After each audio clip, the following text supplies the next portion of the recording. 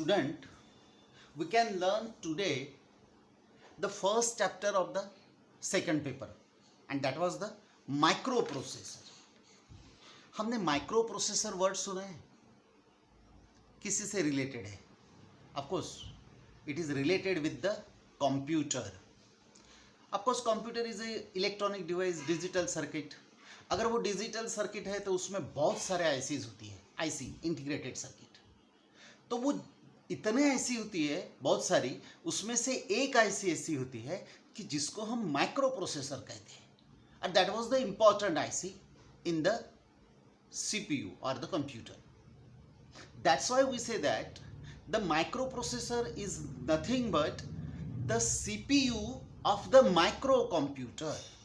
This is the simple definition of the microprocessor, that the microcomputer, in microcomputer CPU is called the microprocessor. microprocessor जो IC है उसको हम CPU बोल सकते हैं in microcomputer.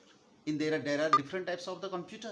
One is called microcomputer, mainframe computer, mini computer and supercomputer. ये सब पता है हमें, हम फर्स्ट या सेकंड स्टैंडर्ड में ही पढ़े हैं. तो उसमें से सबसे लोवेस्ट कैटेगरी वाला, जो लोवेस्ट क्वालिटी वाला जो कंप्यूटर होता है, that was the micro computer. उसको हम पर्सनल कंप्यूटर भी बोलते हैं. हमारे घर में जो है वो personal computer, that was the micro computer. तो वो माइक्रो कंप्यूटर में जो सीपीयू है, उस पर्टिकुलर सीपीयू को हम माइक्रो प्रोसेसर कह सकते हैं. मतलब सीपीयू जितना वर्क करता है उतना पूरा का पूरा वर्क मेरा माइक्रो प्रोसेसर चिप करती है. That's why in micro computer CPU is called as micro processor. अब ये करता क्या है माइक्रो प्रोसेसर? सिंपल वर्ड में अगर कहे तो microprocessor read the data और read the instruction, binary format instruction from the memory. सबसे पहले वो तो रीड करता है, बाइनरी फॉर्मेट में जो इंस्ट्रक्शन होते हैं उसको रीड करता है मेमोरी से. Then it perform the operation as per the instruction. वो इंस्ट्रक्शन में जो ऑपरेशन कहा है वो ऑपरेशन परफॉर्म करता है, means the process the data according to those instructions. और जो रिजल्ट आया है वो प्रोवाइड करता है, means the provide the result as output. मतलब 3 स्टेप में माइक्रो प्रोसेसर का वर्क हम बोल सकते हैं कि micro processor receive the instruction from the memory, then perform the operation as per instruction and then provide the result.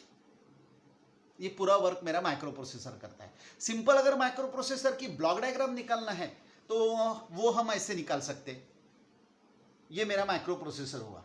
अब of course micro processor अगर सीपीयू है तो उसमें 3 ब्लॉक्स होंगे, ALU होगा, रजिस्टर होगा, कंट्रोल यूनिट होगा. और इन पर्टिकुलर सीपीयू के लिए इनपुट आउटपुट डिवाइस भी कनेक्ट होंगे, मेमोरी भी होंगे, या अदर डिवाइसेस जो पेरिफेरल डिवाइसेस होते हैं वो भी होंगे.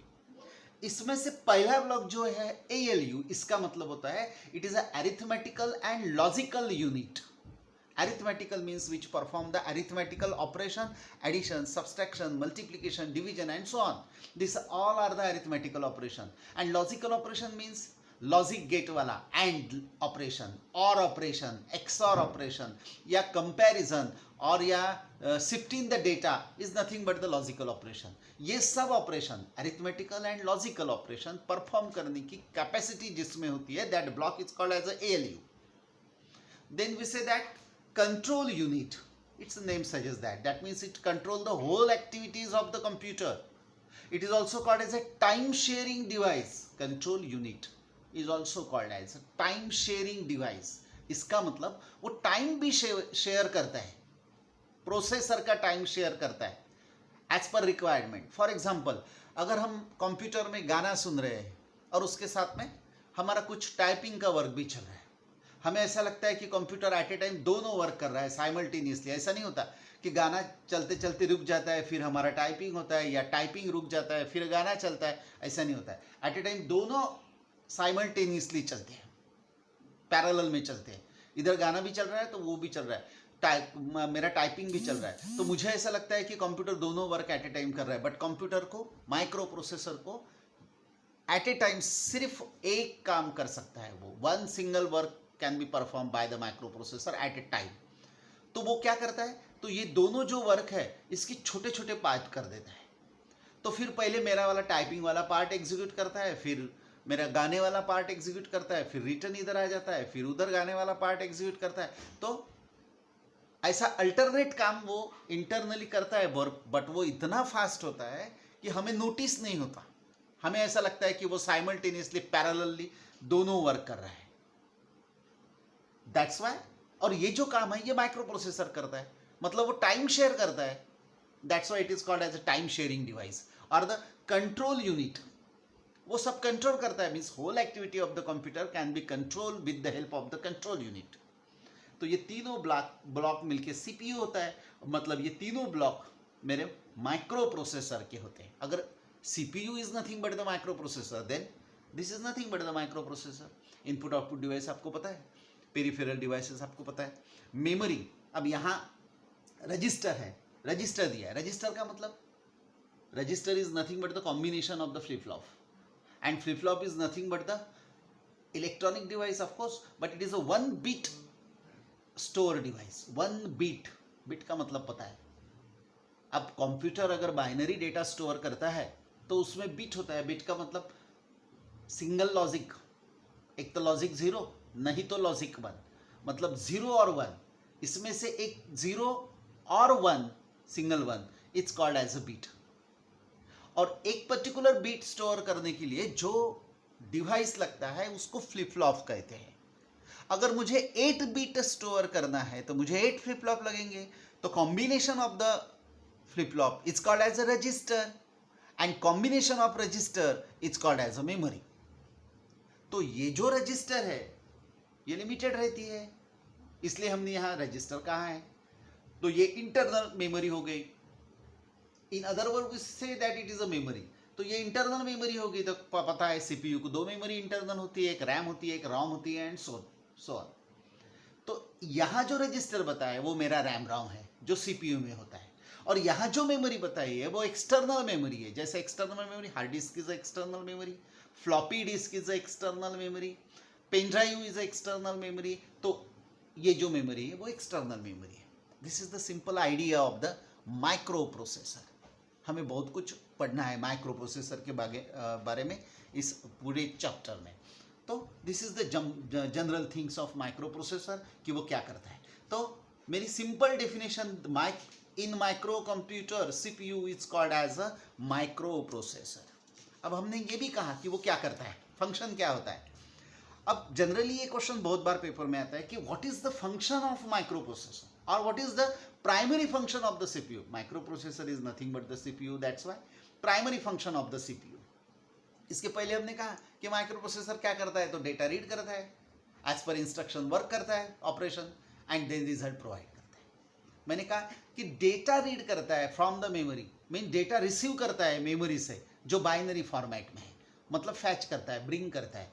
तो सबसे पहला फंक्शन कि इट फैच द डेटा। अब जो डेटा फेच कर रहा हो, वो जो रिसीव कर रहा है, वो रिसीव हुआ जो डेटा है वो अपकोड फॉर्मेट में है। बहुत सारी बातें ऐसे है कि वो सामने क्लियर हो जाएंगी। अपकोड का मतलब ऑपरेशनल कोड।